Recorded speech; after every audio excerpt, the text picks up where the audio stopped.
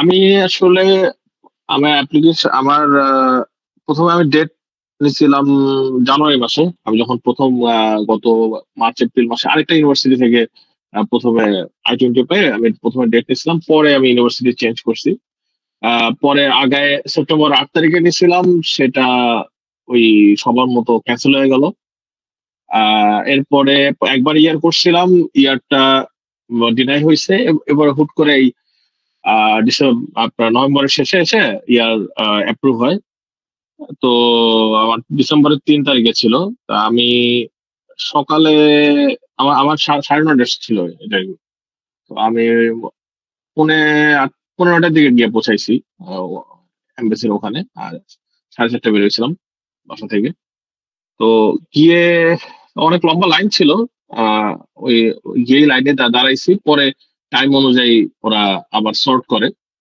আহ যাদের টাইম কাছাকাছি এসে যায় আরেকটা লাইনে ইয়ে করে। তো পাসপোর্ট চেক করে ঢুকাইছে। ঢুকানোর পরে আসলে অনেকগুলো জায়গায় আমি এটা আগেও শুনছিলাম ওরকমই, যে বেশ প্রথমে এক জায়গায় বসায়, ওখান থেকে আবার ভিতরে বেশ কিছু বেঞ্চ আছে, ওই বেঞ্চে আস্তে আস্তে আস্তে আস্তে আগে যেতে হয়। তো এরপর লাস্টে ইন্টারভিউ রুমে এরিয়া যখন ঢুকছি, ঢোকার পরে আপনার শুরুতে ইয়াতে পাঠাইলো ওই পাসপোর্ট চেক, পুরান পাসপোর্ট গুলো চেক করে ফিঙ্গারপ্রিন্ট নিয়ে আহ ইয়াতে গিয়ে বসলাম, ফিঙ্গারপ্রিন্ট আরেক জায়গায় দিয়ে। তো বসার পরে আহ আমি দেখলাম ওখানে যতগুলো কাউন্টার ছিল, অর্ধেক কাউন্টারে হচ্ছে ওই ফিঙ্গারপ্রিন্ট আর পাসপোর্ট চেকে কাজ করতেছিল, বাকি অর্ধেক কাউন্টারে ইন্টারভিউ চলতেছিল, এরকম ছিল। তো এখন ইন্টারভিউ চলাকালে আমি এমনি খেয়াল করতেছিলাম মানে কার কোন প্রোগ্রাম বলা তো মুশকিল। পিছনে বসে তারপরও আহ, আমি মনে মনে হয়েছে প্রায় বেশ কিছু ভিসা আমি হওয়া দেখছি মানে বসে বসে। আমি মোটামুটি একটু, আমি যদিও আপনারা ইন্টারভিউ নেওয়ার সময় দেখছেন আমরা মানে মক নেওয়ার সময় আমি একটু আহ, মানে ইয়া ফেস করতাম, মানে টেনশন কাজ করতো আসলে। তো ওখানে গিয়ে ও সব ওভারঅল সামহাও খুব একটা কিছু লাগতেছিল না। এর মধ্যেই দেখলাম যে 10 নম্বর কাউন্টার ছিল ওইটা। ও কাউন্টার থেকে বললো যে কাউন্টারটা এই মুহূর্তে অফ করে দিল, সে ভিতরে কোনো হয়তো ব্রেক নিয়ে গেছে। আর আগাইতে আগাইতে যখন অ্যারাউন্ড 4-5 জন এর মধ্যে ছিলাম লাস্টে, তখন হুট করে ওই লোকটাই আসলো, 10 নম্বর কাউন্টারে আসলো, এসে বললো কাউন্টার ওপেন। তখন ওখানে যে ভলান্টিয়ার ছিল তারা বললো যে 5 জন চলে আসেন। আমি 5 নাম্বারে ছিলাম ওই 5 জনের মধ্যে। তো সবাইকে লাইন ধরে ইয়া করে দিল। আমি ওভাবে গিয়ে দাঁড়াইলাম। ও সবাইকে মোটামুটি সেম কোশ্চেনই করতেছিল আমার কাছে মনে হয়েছে। বাট আনফর্চুনেটলি আমি দেখলাম ওয়ান বাই ওয়ান আমার সামনের যে 4 জন, 4 জনই রিজেক্ট। আমি বাই দ্য টাইম আমি ইন্টারভিউয়ার সামনে গেছি, ততক্ষণে আমার আসলে ওই যে আমি যে একটু আগে আহ, মোটামুটি মানে টেনশন ফ্রি ছিলাম, ওই টেনশনটা ব্যাক করছে আর কি। ব্যাক এতটাই ব্যাক করছে, ফার্স্ট কোশ্চেনটা উনি করছে গ্রিটিং দেওয়ার পরে সে I-20 এর পাশে রেখে I-20 তে আঙ্গুল দিয়ে দেখায় এভাবে বললো যে why are you going for University of Maryland. আমি ওটার অ্যান্সার দেওয়া শুরু করে মাঝখানে গিয়ে আমি অ্যাকচুয়ালি ওই ওই 4 জনের ওই এক্সপিরিয়েন্স শেয়ার গুলো, সরি, ওই 4 জনের ইন্টারভিউ গুলো দেখতে দেখতে একটু নার্ভাস হয়ে যাওয়ার কারণে মাঝখানে আমি কমপ্লিটলি আটকে গেছিলাম অ্যান্সারের মাঝখানে। তো তারপরে সরি বলে আমি আবার শুরু বলতে আমি আমার অ্যান্সার কন্টিনিউ করছি, এক সেন্টেন্সও মনে হয় পরে এক্সট্রা বলি নাই। তখনই সে আমাকে আটকাই দিয়ে আবার ওই আবার I-20 তে দেখায় বললো যে tell me specifically how this major will help you software engineering. তারপরে ওইটার আমি অ্যান্সার দিলাম ঠিক মতোই। তারপরে সে কিছুক্ষণ মানে টাইপিং করে আবার বললো যে what about your sponsor. Sponsor ওটা বললাম। এই বলার পরে আমার কাছে মনে হলো অনেকক্ষণ সে টাইপ করলো, আসলে আমি শিওর 15-20 সেকেন্ডের বেশি হবে না, আমার ওই সময় টাইমটা অনেক লম্বা মনে হচ্ছিল। যেহেতু একবার আমি আটকাই গেছি, আমার মনে হচ্ছিল এখন হয়তো বা ওই 214 বিটা ধরাই দেবে।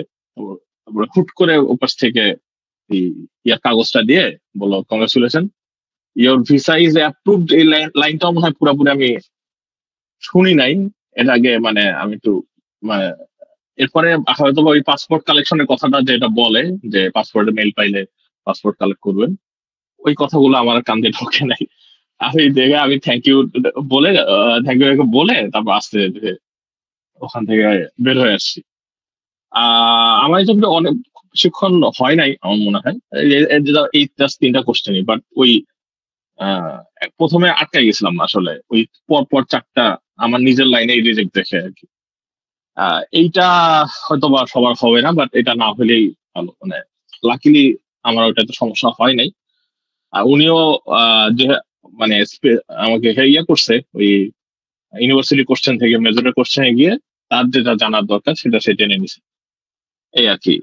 পরে বের হয়ে এসে আমার বাইরে ওয়াইফ ছিল। ওর সাথে কথা বলে চলে আসছি বাসায়। এই আরকি। এখন আ আমি জানি না খুব বেশি শর্ট এ বলে ফেললাম কিনা বা আর কিছু যদি জানার থাকে বলতে পারেন।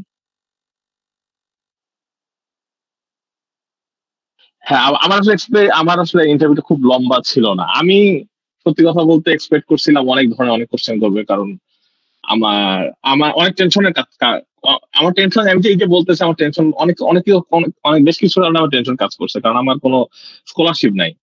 শুরু থেকে মাথার মধ্যে আমি এরকম বহুত শুনছি স্কলারশিপ ছাড়া সহজে দেয় না। মানে আ ভিসা দেয় না।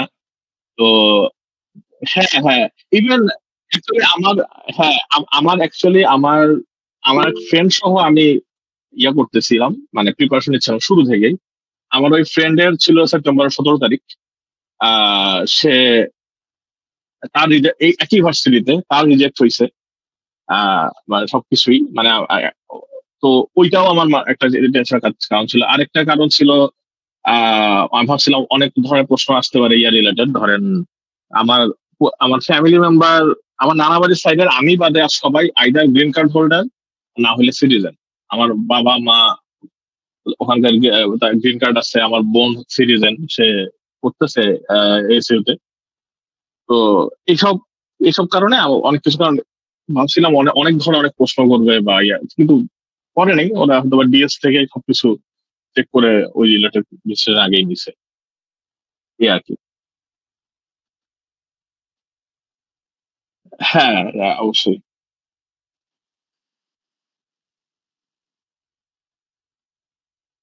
হ্যাঁ,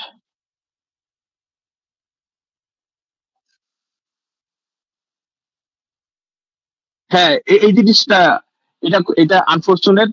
এইটা অনেকে হয়তোবা ভালো করতে পারে। আমি পারি নাই। বাট আমি সবাইকে বলব যে মানে আমার আমার এক্সাম্পলটাই একটা আমার কাছে মনে হইছে আমার সামনের যে ৪ জন ছিল, তারা আমার থেকে ভালো ইন্টারভিউ দিছে। মানে আই মিন তারা আটকায় নাই।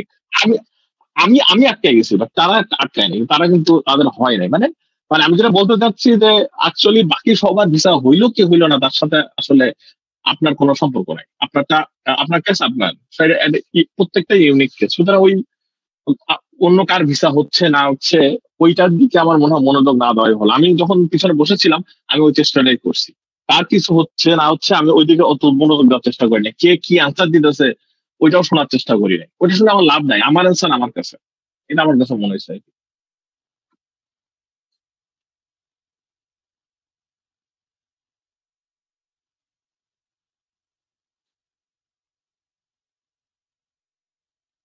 হ্যাঁ,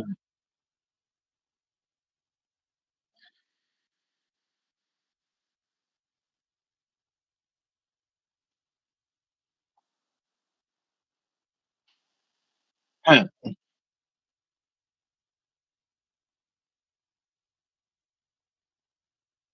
হ্যাঁ, এটা আ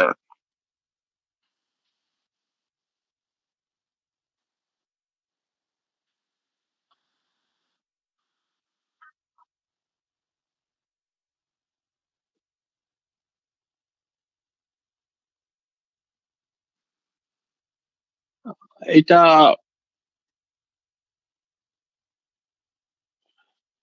জি, এটা অবশ্যই মানে আমি আমি আসলে মানে অনেক বছর আগে থেকে Facebook এ অ্যাক্টিভ না। Facebook আমি চালাই না। যে কারণে আমি ওভাবে মানে অনেক কিছু এ মানে এই ধরনের গ্রুপ সম্পর্কে আইডিয়া ছিল না। আমি যে একটু আগে আমার এক্সপেরিয়েন্স এ বলছি বা ওই কথা বলার সময় বললাম, আমার ফ্রেন্ড একই ভার্সিটিতে রিজেক্ট হয়েছে। ও হচ্ছে বেশি অ্যাক্টিভ ছিল। ও আমাকে বলল এরকম গ্রুপ আছে। তো তারা এভাবে সাপোর্ট দেয় বা ওই যে ডেট নেওয়ার ব্যাপারে এরকম একটা গ্রুপ আছে। আমি প্রথমে আপনাদের স্লট আপডেট গ্রুপে অ্যাড হয়েছিলাম, ও লিঙ্ক দিছিল স্লট আপডেট গ্রুপে। ওখানে ও ওখান থেকে আমি অ্যাকচুয়ালি আমার সেপ্টেম্বরের 8 তারিখের যে ইয়াটা, এটা আপনাদের ওই গ্রুপ থেকে পাইছি, আপনাদের গ্রুপের হেল্প থেকে আমি ওইটা পাইছিলাম। আমি নিজেও চেষ্টা করছি যতটুকু পারছি মানে শেয়ার করার ডেট। তো ওখান থেকে আমি পরে অন্য আপুকে নক দিছিলাম যে আমি শুনতেছিলাম যে ওখানে কোনো আলোচনা করা যাবে না, তখন আমি বুঝলাম আরেকটা গ্রুপও আছে, আমার ফ্রেন্ডও বললো। পরে ওখান থেকে আমি আপনাদের ওই ডিসকাশন গ্রুপে গেছি, ওখানে আমি বেশ কিছু কোশ্চেনও করছি, অনেকে হেল্প করছে। আপুরাও হেল্প করছে আমার অ্যান্সার দিয়ে। পরে আমার যখন সেপ্টেম্বরের 8 তারিখ ছিল, আমার ধরেন আগস্টের মাঝামাঝি সময় ডিসিশন নিলাম যে এখন আমার মানে ওভাবে ভালো করে প্রিপারেশন নেওয়া দরকার, তখন আমি আপনাদের কাছে রিচ আউট করছিলাম যে ইয়ে করবো। তো এক তো এটা শুরু করার পরে একটা মক দিয়েছিলাম, এবং অবশ্য অবস্থা প্রথম মক অবশ্যই অবস্থা ভালো ছিল না। আহ রুহিয়া আপু সম্ভবত মগ নিয়েছিলেন যতদূর মনে পড়ে প্রথম ইয়েটা। তো এরপরে উনি বলে দিচ্ছেন যেভাবে আপনি প্রিপারেশন নিয়ে ঠিক আগে মেইন কোশ্চেন গুলো ঠিক করেন। এর 2 দিন পরেই আমার কাছে ওই মেইলটা আসছে যে আমার ইয়েটা ক্যান্সেল হয়ে গেছে, ইন্টারভিউটা ক্যান্সেল হয়ে গেছে। তারপরে এখন উইদাউট ডেট আসলে মানে ওই সময় আর কন্টিনিউ করতে চাইনি, কারণ আগে আমি ডেট ম্যানেজ করতে চাইছিলাম। এরপর ডেট ম্যানেজ করতে করতে ডেটটা মানে ম্যানেজ হয়েছে অনেক পরে, যে যখন ম্যানেজ হয়েছে আমি লাইক নভেম্বরের 22 তারিখে। তারপরে সাথে সাথে আমি আপনাদের আবার নক দিয়েছিলাম, করে দিয়ে আমি আপনাদের কাছে প্রতিদিনই ইয়ে দিছি। মাঝখানে মনে হয় 2 দিন গ্যাপ গেছে, সেটা আমার কারণেই। আপনার প্রতিদিনই ইন্টারভিউ নেওয়ার জন্য ইয়ে করছেন না, আসলে অনেক হেল্প করছে। এবং আমি ধরেন আমার যে সমস্যা হচ্ছিল মানে কোশ্চেন গুলা আমি কিভাবে অ্যাপ্রোচ করলে জিনিসটা আমি ঠিক মতো হয়তো মেমোরাইজ করা বলেন, বা ওখানে আমি ঠিক প্রত্যেকটা কোশ্চেন ঠিক মতো বলতে পারবো, এই ব্যাপারে আমাকে স্পেসিফিক্যালি অনন্য আপু অনেক আলাদা করে টিপস দিয়ে হেল্প করছিলেন। তো এতে আমার অনেক হেল্প হয়েছে। আর ওই যে প্রতিদিন মক দিয়েছি, আমার বাসায় আমি আমার মতো প্র্যাকটিস করছি। বাট ওই শেষ দিনও ওই মেনলি আবার রুহি আপু অনেক কিছু বলে দিয়েছিলেন যে এই কিছু কোশ্চেন অ্যান্সারের ব্যাপারে আমার যেহেতু ওই আপনার পিটিশন রিলেটেড ইস্যু ছিল, ওগুলা নিয়েও কিছু কথা উনি বলে দিয়েছেন। এগুলা সবকিছু মিলাই আসলে যদিও পিটিশন রিলেটেড কোশ্চেন আমার মকে আসে নাই, বাট আমি পার্সোনালি অনেক কনফিডেন্ট ছিলাম যে ওই দিনের কোশ্চেন আসলে আমি কি বলতে হবে আমি জানি, এই আর কি। যদিও ওই রিলেটেড কোশ্চেন আসে নাই, এই আর কি।